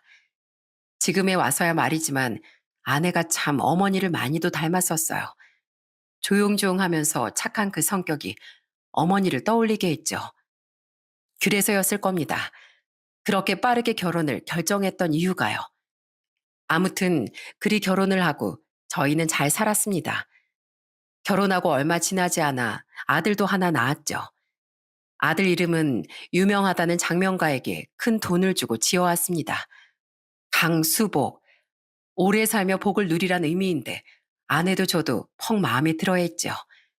그야말로 모든 것이 완벽했습니다. 돈이라며 걱정할 필요도 없었고 집도 차도 남들이 다 부러워할 만큼 좋은 것들만 누리며 살았어요. 근데 사람이라는 게 참 이상하죠. 왜 그런지 저는 늘 불안하고 쫓기는 기분이 들었습니다. 더 많이 일하고 돈을 벌어야 한다는 그런 생각을 버릴 수가 없었어요. 아마 아내는 몹시도 외로웠을 겁니다. 임신해서 이것저것 먹고 싶은 게 참 많았을 텐데 저는 늘 바빴고 돈으로 모든 걸 해결했습니다. 아내가 원한 건 그런 게 아니었을 텐데 뭔가 먹고 싶다거나 할 때마다 사람을 써서 음식을 사보냈죠. 그게 몇 번 반복되자 아내는 더 이상 제게 뭔가를 먹고 싶다는 이야기를 하지 않았습니다. 병원에 검사를 받으러 갈 때 제게 슬쩍 이야기를 꺼내긴 했지만 제가 바쁘다고 하자 그 뒤로는 묻질 않았죠. 나 내일 초음파 보러 갈 건데 혹시 당신 같이 갈 수 있어? 우리 아기 처음으로 만나는 건데 당신도 아빠니까 같이 갔으면 좋겠는데. 내일? 나 내일 지방 출장이 있어서 안 되는데. 그럼 모레는? 내일 내려가면 일주일 후에나 집에 들어와. 그냥 나 신경 쓰지 말고 다녀오지 그래. 나중에 난 사진으로 보면 되잖아. 그래서 아들이 첫 걸음마를 뗐을 때도 그리고 입을 뗐을 때도 저는 단 한순간도 그 모습을 지켜보지 못했습니다. 아내는 그런 절 원망했고 그 원망이 점점 말다툼으로 번져간 것도 너무나 당연했죠. 저희가 본격적으로 싸우기 시작한 건 수복이 첫 돌 때였는데 그때도 전 회사에 중요한 회의가 있어 집으로 돌아가지 못했습니다. 결코 일부러 그런 건 아니었어요. 그냥 제가 그렇게 계속 살아왔기 때문에 일이 있으니 당연히 일을 해야 한다. 그런 생각만 하고 그날이 수복이 첫 돌이라는 걸 까맣게 잊고 있었죠. 당신, 오늘이 무슨 날인지 알아? 우리 수복이 첫 돌이야. 다른 날도 아니고 첫 돌, 첫 돌이라고. 내가 다른 건 몰라도 오늘은 꼭 밥 한 끼 하고 우리 가족 사진 찍자고 한 달 전부터 말했었는데 지금이 대체 몇 시야? 어? 당신 앞으로 수복이 안 볼 거야? 지금까지 한 번 안아주지도 놀아주지도 않고 당신이 그러고도 수복이 아빠 맞냐고. 불 꺼진 집에 들어서서 아내가 정성껏 차린 수복의 돌상을 보는 순간 어찌나 놀랐던지 그제야 그날이 수복이 돌이라는 걸 깨달았는데 아내가 그러더군요. 당신이 그러고도 애 아빠가 맞느냐고. 어떻게 그걸 잊을 수 있느냐고요. 참 몹쓸 생각이라는 건 알지만 그땐 그런 생각이 먼저 들었습니다. 내가 누구 때문에 이렇게 열심히 일하는데 나처럼 살게 하고 싶지 않아서 이렇게 밤잠 줄여가며 일하는데 아내라는 사람이 그걸 몰라주느냐. 그런 생각 말이죠. 사업상 중요한 약속이 생긴 걸 나보고 어쩌라고? 당신 오늘 내가 얼마짜리 계약을 따온지 알고 이래? 남편이 밖에서 죽어라 개고생하면서 돈을 벌고 있는데 고작 그런 일로 그렇게까지 해야겠느냐고? 따지고 보면 당신이랑 수복이가 먹고 있고 자는 곳 모두 내 돈으로 번 거야. 난 누구보다 아빠로서 역할에 충실하고 있다고. 결국 저는 그 생각들을 말로 전부 꺼냈고 그렇게 아내와 처음으로 언성을 높여 거세게 싸웠습니다. 그간 하나 둘씩 쌓인 서로의 불만들이 그제야 폭발했던 게죠. 돈, 돈, 그놈의 돈. 당신 나랑 결혼한 거 맞아? 돈이랑 결혼한 거 아니고? 어떻게 임신했을 때부터 지금까지 사람이 전부 다 돈으로만 해결하려고 그래? 내가 돈이 필요했으면 당신한테 돈을 달라고 했겠지. 근데 내가 원한 건 그런 게 아니잖아. 아기들이 아직 어릴 때 부모가 관심도 주고 애정도 줘야 잘 자라는 거 몰라? 생각 좀 해봐. 당신이 수복이 가까이 올 때마다 애 우는 걸 보고도 아무것도 느끼는 게 없어? 어떻게 애가 집안일 돌봐주시는 도우미 아줌마보다 당신을 더 낯설어 하느냐고. 이게 말이 된다고 생각해? 아내는 그런 게 다가 아니라며 화를 냈지만 저는 아내의 그 말들을 그땐 이해할 수가 없더라고요. 아내가 가난해 본 적이 없어서 가난하면 사람이 어디까지 추해질 수 있는지 몰라서 그런다며 도리어 아내를 원망했죠. 네, 그땐 정말 진심으로 아내가 너무 믿고 원망스러웠습니다. 왜 나를 이해해주지 못하나, 그게 그렇게 어렵나, 그런 생각만 했습니다. 그게 시발점이 되어 그 뒤로 아내와 저는 수시로 싸웠습니다. 아내는 더 이상 제 행동을 묵인하지 않았고, 저는 그런 아내에게 반발하며 져주지 않고 맞섰으니까요. 한 번은 수복이가 아파서 열이 펄펄 끓는 날이 있었는데, 병원에 도착하자마자 현장에 불이 났다는 전화가 왔습니다. 그 현장은 공사 규모도 크고 시일도 꽤 촉박한 건이었습니다. 현장에 불이 나 전소라도 하게 된다면 그 막대한 배상금을 감당할 수가 없었죠. 아내는 그런 저를 붙잡으며 가지 말라고 했지만 그럴 수가 없었습니다. 당신 또 어디 가는 거야? 수복이가 지금 이렇게 아픈데 아빠란 사람이 또 일을 하러 간다고? 현장에 불이 났어. 병원에 일단 들어왔으니까 잠시만 들여다보고 올게. 저는 그렇게 아내의 손을 뿌리치고 병원에서 뛰어나갔고 아내는 그럼 급한 것만 해결되면 바로 오라며 소리쳤습니다. 다행히 큰 화재는 아니라 불은 금방 진압이 되었습니다. 하지만 건설 자재가 가득한 곳이라 마지막까지 지켜봐야 했고 저는 그렇게 완전히 안심할 수 있을 때까지 일을 진두지휘했죠. 아내의 목소리가 자꾸만 귓가에 맴돌고 수복이가 걱정되기도 했지만 솔직히 알면서도 모른 척했습니다. 최고 책임자로서 현장을 끝까지 지켜봐야 한다는 책임감과 불편해진 아내와 함께 있어야 한다는 그 숨막힘 때문에 회피했다고도 말할 수 있을 겁니다. 솔직히 그때는 아내와 싸우고 아직도 사이가 많이 서먹하던 때라 어떻게 무슨 이야기를 해야 할지 도저히 모르겠더군요. 살면서 그런 건 배운 적이 없었어요. 아버지 어머니께선 매일 싸우기 바쁘셨고 달리 가까이 지내는 친척조차 없었으니 어떻게 화해를 해야 할지 도저히 모르겠더라고요. 그래서 변명 같겠지만 제가 할 수 있는 거, 잘 할 수 있는 것만 하려고 했었습니다. 그래서 현장에 불이 난 걸 이유로 모든 일이 완전히 마무리될 때까지 집에 들어가지 않았죠. 네, 저는 겁쟁이였습니다. 그냥 미안하다, 앞으로 잘하겠다, 내가 너무 서툴렀다. 그렇게 솔직하게만 말하면 되었는데 그땐 왜 그걸 몰랐을까요? 지금에 와서 생각해보면 모든 것이 후회스럽고 그저 마음이 아픕니다. 그날 이후 아내가 회사로 전화해 수복이가 퇴원했다는 말만 남기고 저에게서 완전히 마음을 닫고 입을 열지 않은 걸 생각하면 정말이지 모든 것이 후회스럽습니다. 수복이 퇴원했어. 지금은 열도 가라앉았고 밥도 잘 먹어. 현장 일은 잘 해결됐어? 다행이네. 나랑 수복인 괜찮으니까 일 보고 집에 들어와요. 하지만 바보 같은 저는 그걸 아내의 휴전선언으로 받아들였습니다. 이후 수복이의 두 번째, 세 번째 생일에도 저는 일만 했지만 아내는 아무런 말도 하지 않았고요. 참 멍청하게도 저는 이제야 아내가 절 이해해 준다고 생각했습니다. 그런데 어느 날 모처럼 일이 없어서 집에서 쉬다가 앨범을 발견하고 무심코 펼쳤는데 저는 충격을 받고 말았습니다. 앨범엔 아직 어린 수복이와 그런 수복이를 안고 웃고 있는 아내가 빼곡히 들어 있었습니다. 제가 모르는 곳에서 제가 모르는 시간들을 아내와 수복이는 보내고 있었고 그 모습이 참 행복해 보였죠. 한 장 한 장 넘길 때마다 보이는 두 사람의 모습들, 마치 두 사람만이 가족인 양 환하게 웃고 있는 그 사진들만이 끝도 없이 차 있더라고요. 네, 앨범엔 제가 없는 사진보다 있는 사진을 세는 게 훨씬 빠를 정도로 제 사진이 없었습니다.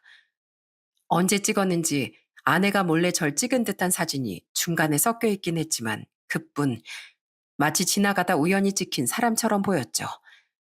그제야 저는 뭔가가 아주 단단히 잘못되어 가고 있다는 걸 알 수 있었습니다. 어쩌면 이 가족의 울타리 안에 내 자리가 없을 수도 있겠구나. 그걸 그때서야 겨우 눈치챈 거죠. 여보, 우리 여행 갈까? 생각해보니까 가족끼리 여행을 간 적이 없는 것 같아서 내가 다 준비할게. 당신만 괜찮다면 수복이랑 당신이랑 셋이 여행 가고 싶어. 여행? 정말? 당신이 갑자기 어쩐 일이야? 난 너무 좋지. 언제 갈 건데? 저는 그런 관계를 회복해보려고 가족 여행을 준비했습니다. 아내는 결혼하고 5년 만에 처음으로 그런 자리를 마련한 저를 놀랍다는 듯 쳐다봤고요. 일이 바빠 이틀 정도밖에 시간이 없었지만 아내는 몹시 기뻐했습니다.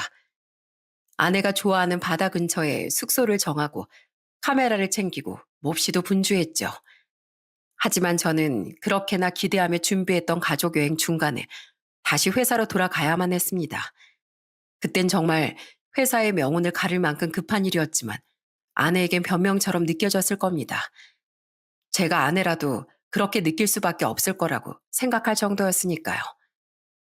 이혼해. 수복인 내가 키울게. 어차피 당신한테 나랑 수복이 있으나 없으나 마찬가지잖아. 난 수복이를 아빠가 있어도 아빠 없는 아이처럼 키우고 싶지 않아. 서류는 내가 준비할게. 결국 제가 그 급한 일을 마무리 짓고 며칠 뒤 집으로 돌아갔을 때 아내와 수복이는 집에 없었습니다. 저는 그 사실을 아내가 집을 떠나고도 며칠이 지난 뒤에야 뒤늦게 알았죠. 이혼하자는 글만 딸랑 적힌 메모를 보며 저는 모든 걸 체념했습니다. 그래, 가라. 이렇게 사는 게 무슨 의미가 있겠어. 내 마음을 이렇게 몰라주는데 그냥 여기서 끝내자. 그런 심정이었습니다. 저는 아내의 요구대로 순순히 이혼에 응했습니다. 그래도 제 아들이 제 어린 시절처럼 고생하길 원하지 않았기에 재산의 절반을 뚝 떼서 한 번의 위자료 및 양육비 명목으로 지급도 했습니다. 그렇게 5년간의 제 결혼 생활이 끝이 난 거죠. 이혼의 충격을 저는 일로 대신했습니다. 결혼 전보다 더 열심히 일에 매달렸고 그 덕에 사업은 갈수록 번창해 저는 더더욱 많은 돈을 벌었죠. 덕분에 이혼하고 난 뒤로도 전 아무 부족한 것 없이 잘 살았습니다. 아내에게 그 많은 돈과 재산을 떼어주었지만 경제적으로 제겐 아무런 영향도 주지 않았을 정도였죠. 물론 아내와 아들 생각이 가끔 나긴 했지만 그래도 잘 살고 있으리라 여겼습니다. 몇 번이고 전화를 해볼까도 생각했지만 그렇게 떠난 아내를 생각하면 절 반기지 않을 것 같아 엄두도 나지 않았죠. 그래서 저는 더더욱 일에 매달렸던 것 같습니다. 핑계일 수도 있지만 적어도 그땐 그렇게 생각했어요. 쉬는 날도 없이 매일 회사에 출근해 일을 했고 제가 굳이 나가지 않아도 될 현장까지 직접 발로 뛰어다니며 지휘했습니다.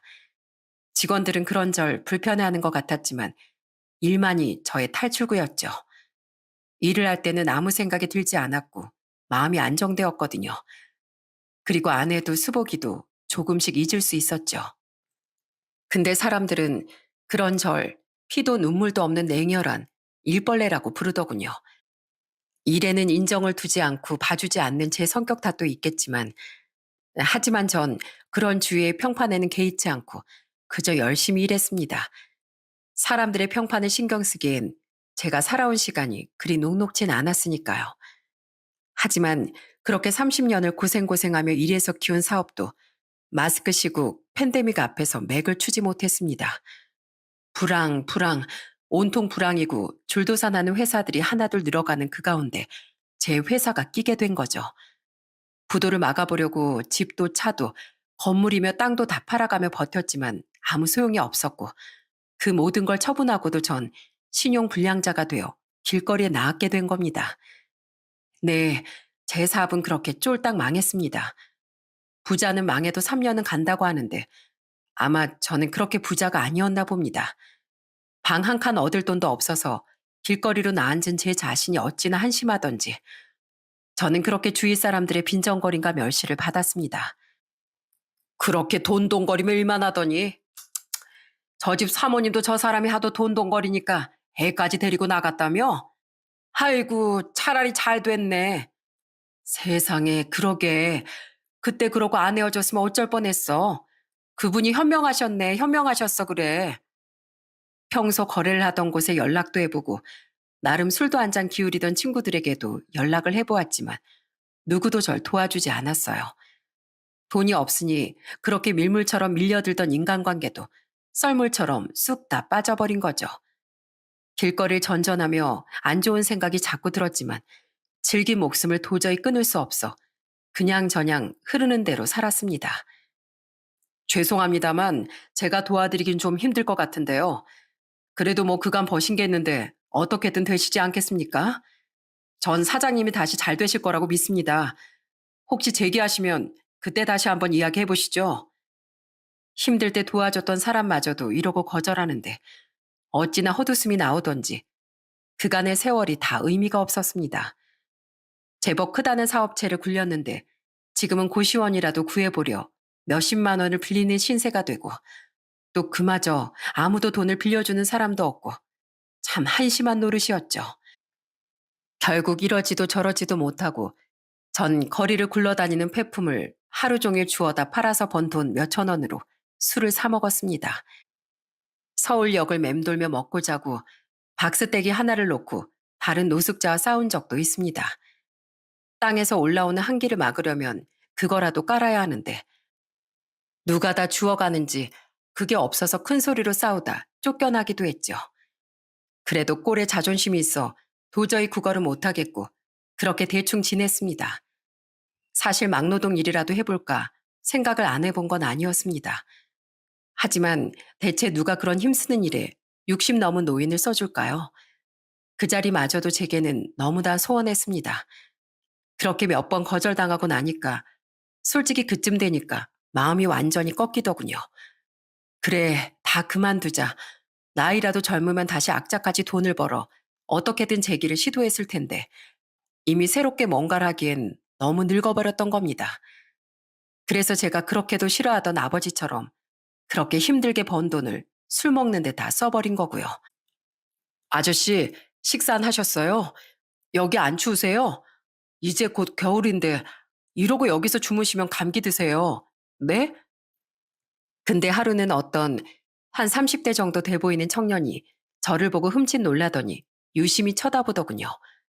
그래서 무슨 시비를 걸려고 그러나 긴장하고 있는데 제게 오더니 갑자기 5만 원을 쥐어주고 가더라고요. 춥지 않느냐, 밥은 먹었냐면서요. 저는 이게 웬 떡이냐 싶어 그 돈을 또 술을 사 먹는 데 썼습니다. 하지만 그 청년은 다음 날에도 또 그 다음 날에도 나타나서 제게 5만 원을 주고 갔습니다. 그게 며칠 동안 계속 반복되었는데 하루는 그 청년이 돈 대신 제 손을 꼭 잡더니 그러는 거예요. 매일 술 사 먹는 거 다 봤다고. 그러지 말고 그 돈으로 식사 챙겨 드시라고 말이죠. 술 사 드시는 거 다 봤어요. 술 그만 드시고 이번엔 꼭 식사하세요. 안 그럼 저 더는 돈 안 드릴 거예요. 저는 술이든 밥이든 배부르면 그만 아니냐 생각하며 청년의 말을 무시했습니다. 술이라도 안 먹으면 어떻게 버티라는 건지 그렇게 생각했어요. 그랬더니 다음 날은 그 청년이 아예 절 데리고 국밥집으로 데려가더군요. 뜨끈한 국밥 2그릇에 소주까지 한 병 턱 시켜주는데 그제 호기심이 들었습니다. 이 사람은 누구길래 친구라는 놈들도 버린 날 이렇게 챙겨주는가 하고요. 근데 누구신데 저 같은 길거리 노숙자 늙은이한테 매일 이렇게 밥도 사주고 돈도 주십니까? 고맙긴 한데 사연이나 알고 얻어먹읍시다. 청년은 한참을 말없이 국밥을 먹더니 자리에서 일어날 때쯤에야 입을 열었습니다. 자신이 누군지 궁금하면 따라오라고. 그럼 그 이유를 알려주겠다고요. 저는 홀린 사람처럼 청년의 뒤를 따라갔고 한 대학병원에 도착했어요. 그리고 청년이 걸음을 멈춘 한 병실에서 그야말로 넋이 나간 사람처럼 눈물을 줄줄 흘리고야 말았습니다. 오랜만이야, 당신. 거기엔 30년 전에 이혼한 아내가 있었습니다. 예전 그대로, 아니, 이젠 세월이 조금 내려앉은 수척하고 창백한 얼굴을 한 제 전 아내가요. 아내는 절 보고 가까이 오라며 손짓한 뒤 자리에 앉히고 눈물을 글썽였습니다. 그리고 제게 왜 이렇게 살고 있었느냐며 그간의 이야기를 들려주었어요. 그때 그렇게 이혼하구나. 수복이 데리고 바로 뉴질랜드로 갔어. 당신 기억해? 우리 언니가 거기 살고 있었잖아. 사실 그때 이혼하자던 건 내 진심이 아니었어. 내가 그렇게 말하면 당신이 잡아줄 거라고 잡아주길 원했는데 당신이 내가 내민 이혼 서류에 망설이지도 않고 바로 사인하는 걸 보고 우리가 끝났단 걸 알았어. 그래서 그때서야 나도 포기한 거고 당신이 있는 한국에서 계속 살 자신이 없어서 그래서 뉴질랜드로 갔는데 거기서 고생도 참 많이 했지. 당신이 준 돈이 있어서 그나마 덜했지만 그래도 마냥 그 돈만 까먹고 살 수 없어서 서빙도 하고 설거지도 하고 그러고 살았어. 근데 그렇게 외국에서 몇 년 살다 보니까 또 한국이 너무 그립더라. 말 한마디 제대로 통하지 않는 땅에서 산다는 게 참 어찌나 서러운지. 수복이도 아빠 보고 싶다며 한국에 가고 싶어 하고 그래서 한국에 다시 와서 수복이 학교도 보내고 취업도 하고 그러면서 살았어. 아내는 사실 수복이가 아빠를 만나고 싶다고 할 때 만나게 해주고 싶지 않았다며 웃었습니다. 근데 나이가 점점 들고 수복이가 커가면서 못할 짓이란 생각이 들었고 결정적으로 시한부 진단 판정을 들으며 생각이 바뀌었다고요. 가나 말기인데 이제 얼마 남지 않았다고. 그래서 더더욱 천륜을 끊어놔선 안 되겠다 생각이 들었답니다. 그래서 수복이에게 아빠를 찾을 수 있게 이런저런 단서를 줬고 만날 기회를 준 거라고요. 시간이 약이라는 말이 정말인가 봐. 생각해보면 당신 딴엔 그게 사랑한다는 표현이었을 거란 생각도 들었어. 평생 난 당신을 용서하지 못할 줄 알았는데 죽을 날 받아놓고 보니 미움도 원망도 전부 다 부질없어. 지금 당신 모습 보니까 마음도 너무 아프고 당신 대체 무슨 일이 있었던 거야? 어? 그러고 일에만 매달리던 사람이 그러고 우리 보냈으면 혼자라도 잘 먹고 잘 살 것이지. 다 늙어 이게 무슨 고생이야. 내가 미안해.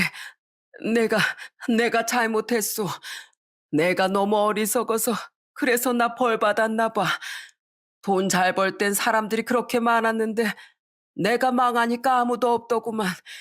결국 진짜 내 편은 가족밖에 없는 건데 그런 가족들을 그렇게 떠나보내고 나니까 난 철저하게 혼자였어. 당신한테 그리고 수복이한테 너무 미안해.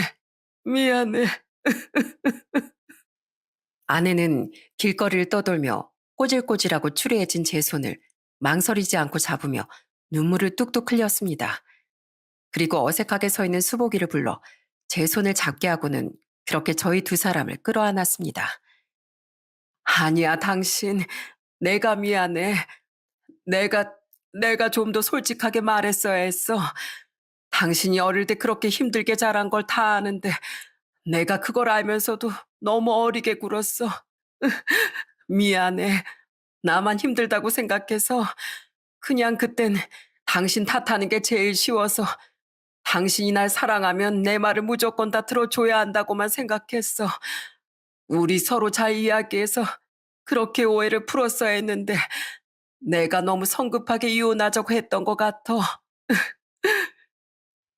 얼마나 오랜만에 느껴보는 체온인지 생각해보니 사업이 잘 돼서 돈을 잘 벌 때도 제게 이런 따스함을 준 사람이 아내밖에 없었다는 걸 그때서야 깨달았습니다.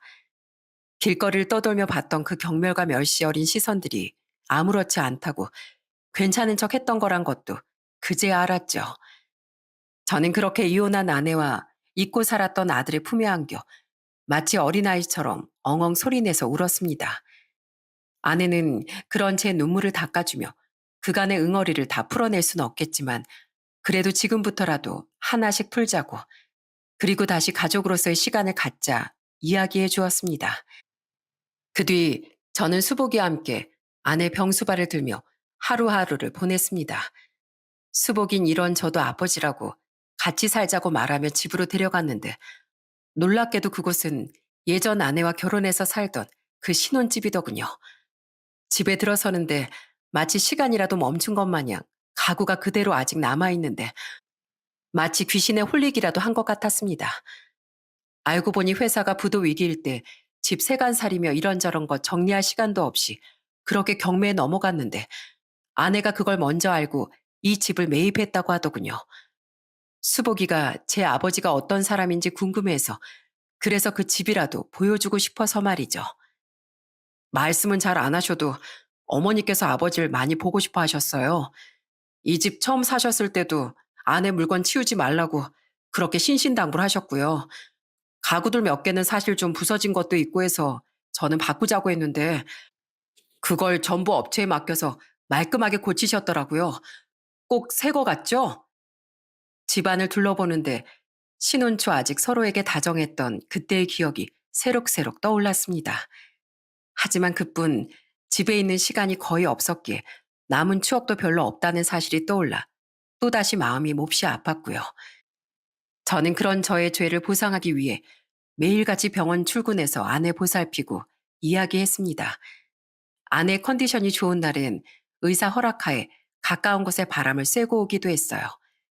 그냥 공원 한 바퀴 도는 건데도 아내가 어찌나 좋아하던지 아내는 마치 소녀처럼 까르르 웃으며 제게 이런저런 말을 걸어왔습니다. 생각해보면 그렇게 여행이라도 한번 가자고 조르던 아내였는데 그걸 이렇게 다 늙어서야 아내가 죽을 날 받아놓은 이제 하다니 제 자신이 정말 너무 바보 같다고 느껴졌습니다. 당신, 그러고 보니 아직도 김치찌개 좋아해? 당신 예전부터 돼지고기 김치찌개를 좋아했잖아. 그것도 꼭 목살 말고 삼겹살 넣어야 먹고. 아직도 그래? 우리 점심은 그거 먹으러 갈까? 그걸 아직도 기억해? 그게 언제적 일인데. 당연하지. 그런 걸 어떻게 잊어. 당신은 내가 뭐 좋아하는지 아직도 모르지? 당신 사업은 그렇게 잘해서 똑똑한 것 같은데 알고 보면 참 바보 같은 면이 있다니까. 미안해. 내가 당신한테 정말 면목이 없소. 미안하다 말할 시간에 지금부터 알아가면 되잖아. 특히 우리 수복이랑 잘 지내. 수복이가 아빠를 정말 많이 그리워했어. 아직도 헤어지기 직전까지 제가 좋아했던 음식이며 자잘한 버릇들을 아내는 다 기억하고 추억하고 있더라고요. 그에 반해 전 정말 아들이나 아내에 대한 뭐 하나 변변하게 기억하는 게 없었죠. 그런데 거기에 이제 30년이란 거대한 공백까지 있으니 그 모든 순간을 놓친 게 천추의 한처럼 느껴졌습니다. 이제와 잘하려고 한들 그 죄를 어찌다 갚을지 가슴이 참 먹먹하고 아려왔습니다. 아내는 그런 제 마음을 눈치라도 챘는지 수복이와도 시간을 보낼 수 있도록 도와줬고요. 나 두 사람한테 항암하는 거 보여주고 싶지 않아. 많이 아프고 힘들지만 그래도 예쁜 모습으로 웃는 얼굴만 기억하게 해주고 싶어. 그러니까 나 항암 받을 땐 병원에 오지 마. 둘이 나가서 밥 먹고 여행도 가고 사진 많이 찍어와서 나 보여줘. 아내는 힘들게 투병하는 모습을 보이고 싶지 않다며 저희 두 사람을 병원 밖으로 쫓아냈습니다. 그리고 저희 두 사람이 찍은 사진들을 마치 숙제라도 검사하는 것처럼 확인하며 그렇게 늘 대화를 나누었죠. 수복이와 저는 처음엔 어색했지만 그 덕분에 조금씩 친해질 수 있었고 이후엔 아내가 시키지 않아도 함께 이곳저곳을 돌아다니게 되었습니다. 서로 좋아하는 음식을 물어보며 이리저리 근처 식당을 돌아다니는 게 일과가 되었죠.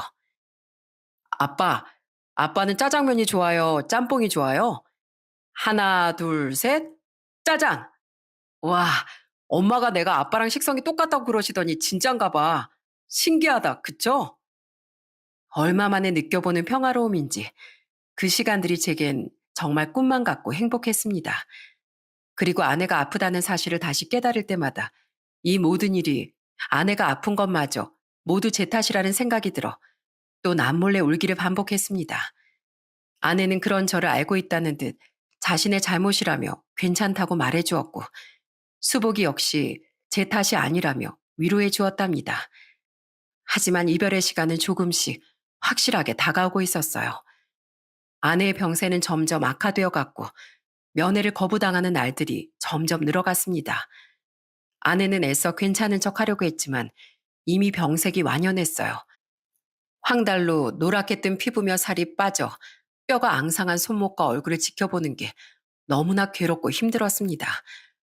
혹시나 무슨 일이 생길까 수복이와 저는 전화기를 붙들고 살았고 갑자기 전화벨이 울릴 때마다 소스라치게 놀랐어요.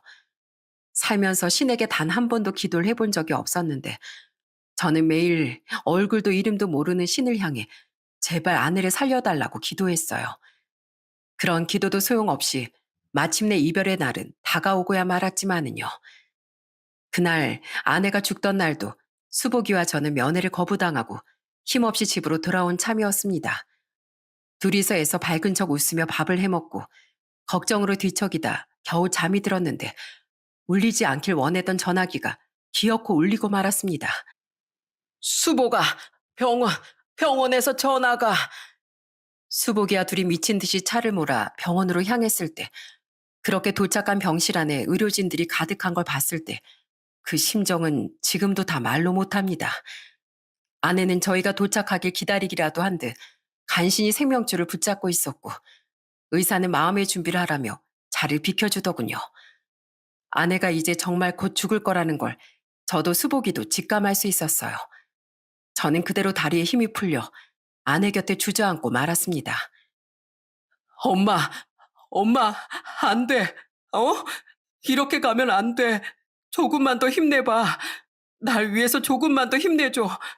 엄마, 우리 아빠랑 같이 또 여행 가기로 했잖아.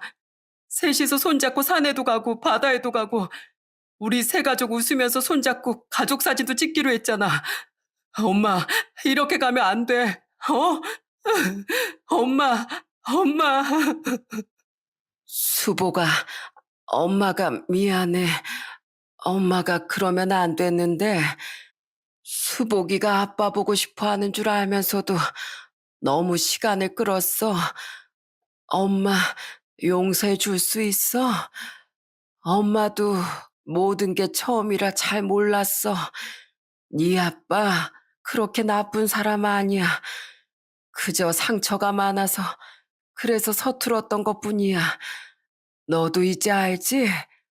둘이 잘 지내는 것 같아 큰 걱정은 없지만, 혹시라도 아직 아빠가 믿고 원망하는 마음이 들더라도 그만 용서해라. 이제 엄마 가고 나면 이 세상에 피부친 네 아빠뿐이잖아. 엄마, 엄마가 왜 사과를 해? 나 아무것도 원망 안 한다고 했잖아. 엄마를 다 이해한다고. 내가 미안해. 어? 엄마. 아내는 미안하다며 울부짖는 아들의 손을 잡으며 힘겹게 웃었습니다. 그리고 정신 나간 사람처럼 옆에 앉은 제 손을 힘겹게 잡아 끌어 수복이의 손을 쥐어주었습니다. 차마 고개를 들지 못하고 저는 아내와 수복이의 손만 물끄러미 바라보았어요. 아내는 그런 저를 향해 여전히 부드러운 목소리로 따뜻하게 말해주었어요. 당신이 못 지켜본 30년만큼 수복이 곁에 있어줘. 알았지?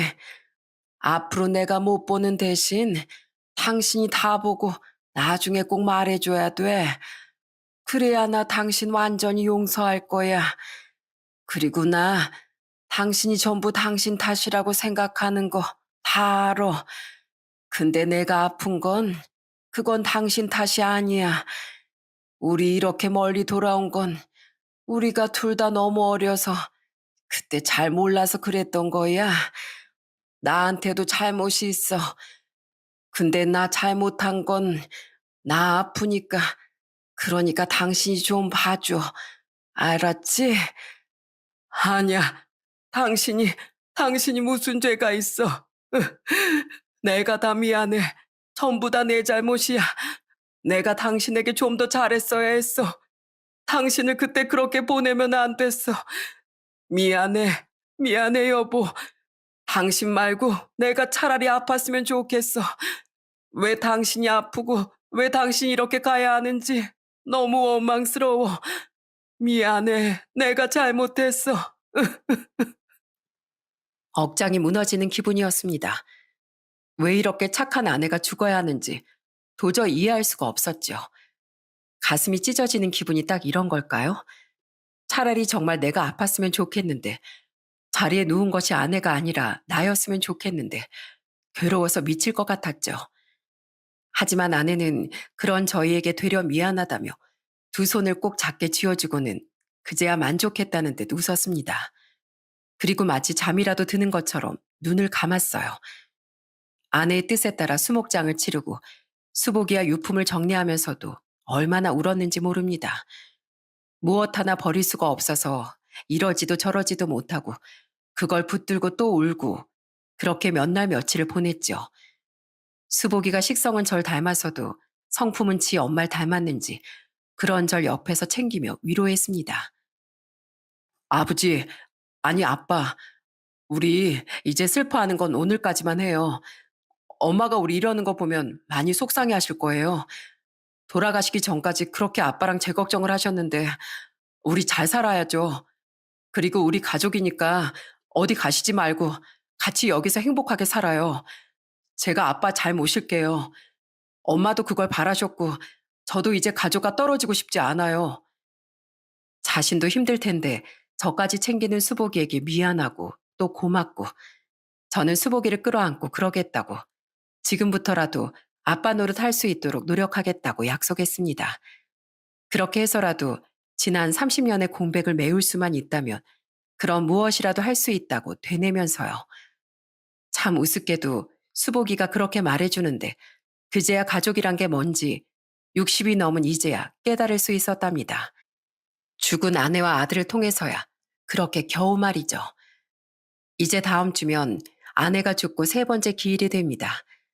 아내가 죽고도 세월은 야속하게도 흐르고 그리고 수복이와 저는 아버지와 아들로서의 시간을 보내며 추억을 잔뜩 만들고 있습니다.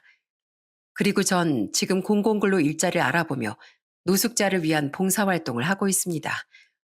길거리를 떠돌며 참 여러 사람을 만났는데 저처럼 안타까운 사연이 많다는 걸 알게 되어서 가족이 있는 사람들은 지금이라도 돌아갈 수 있도록 이런저런 활동을 이어가고 있죠. 아들은 아내 병 때문에 쉬고 있던 회사를 열심히 다니며 저와 함께 봉사활동을 나가곤 합니다. 가끔 주말이면 전국 각지를 다니며 등산도 가고 낚시도 하면서 여행을 가기도 하죠. 아내가 특히 바다를 참 좋아해서 제가 죽기 전까지 갈 수 있는 모든 바닷가를 다 돌아보려고 계획 중입니다. 여수, 속초, 부산, 비록 아내와 함께하지 못하지만 환하게 웃는 아내의 사진을 챙겨들고 우리와 함께하고 있다고 믿으며 그리 돌아다니며 사진을 찍는답니다. 이제 앨범엔 저와 수복이 그리고 환하게 웃는 아내가 찍힌 사진이 가득합니다. 나중에 아내를 만나러 갈 때 이 앨범을 들고 이런저런 이야기를 들려줄 그날을 기다리며 그렇게 하루하루를 살아가려고 합니다. 제 이야기를 듣고 아마 늙은이가 염치가 없다 생각하실지도 모르겠습니다. 제가 어리석어 저지른 일들이 너무나 크고 되돌릴 수 없는 것들이 되어버렸으니까요. 하지만 저 역시 아마 아내가 그렇게 절 용서하지 않았다면 아들과 함께 살 엄두도 나지 않았을 거예요. 뭐 하나 잘해준 게 없는데 그렇게 상처만 주고 힘들게 했는데 어떻게 아내가 절 다시 받아들일 수 있었는지 사실 저조차 모르겠습니다. 그저 지금도 아내와 아들에게 미안하고 어떻게든 제 잘못을 빌고 죄를 갚고 싶은 마음뿐입니다. 살다 보면 돈도 필요하고 이것저것 갖고 싶은 것들도 참 많아지는데 그런 것보단 내 인생에서 가장 소중한 게 무엇인지 아는 게 제일 중요한 것 같다는 생각을 이제서야 하게 됩니다. 제 이야기를 거울 삼아 여러분은 저처럼 눈이 멀어 정작 소중한 것들을 놓치지 않길 바랍니다. 기나긴 저의 이야기 들어주셔서 정말 감사합니다.